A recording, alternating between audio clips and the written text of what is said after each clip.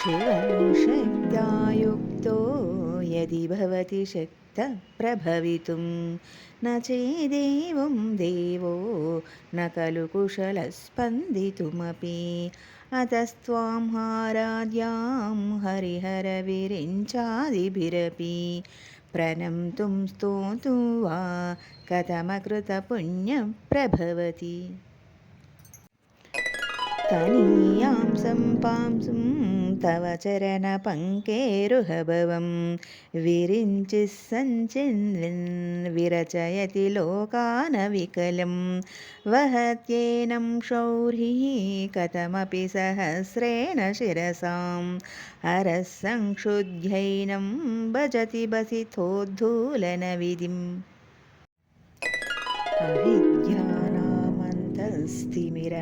अविद्यानामन्तस्तिमिरमिहरद्वीपनगरे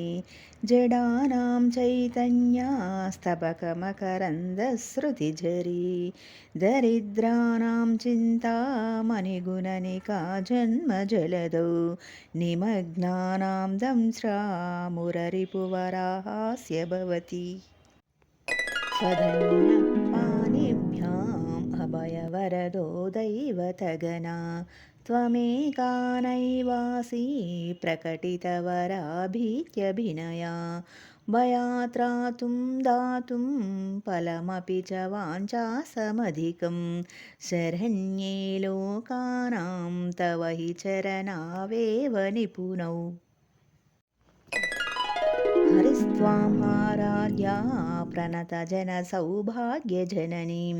पुरानारी भूत्वा पुररिपुमपि क्षोभमनयत् स्मरोऽपि त्वां नत्वा रतिनयनलेहेन वपुषा मुनीनामप्यन्था प्रभवति हि मोहाय महताम् धनुपौष्पं मौर्वी मधुकरमयी पञ्चविशिका वसन्तः सामन्तो मलयमरुधायो धनरदः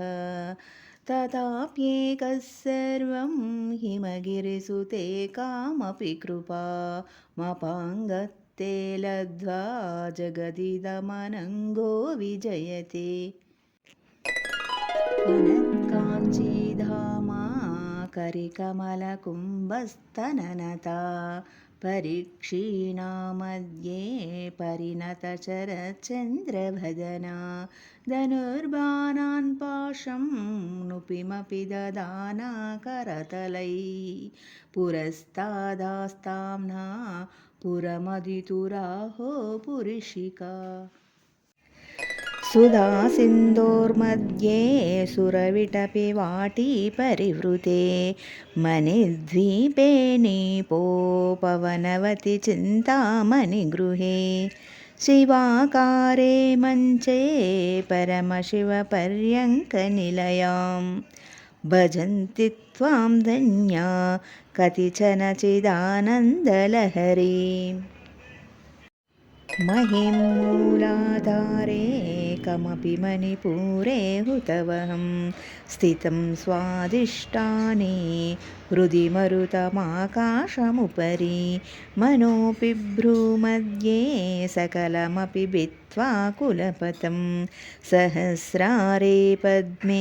सहरहसि पत्या विहरसे सुधाधारे सारैर्चरणयुगलान्तर्विगलितैः प्रपञ्चं सिञ्चन्ति पुनरपि रसाम्नाय महसः अवाप्य स्वां भूमिं भुजगनिभमद्दुष्टवलयं स्वमात्मानं कृत्वा स्वपिशिकुलकुण्डे कुहरिणि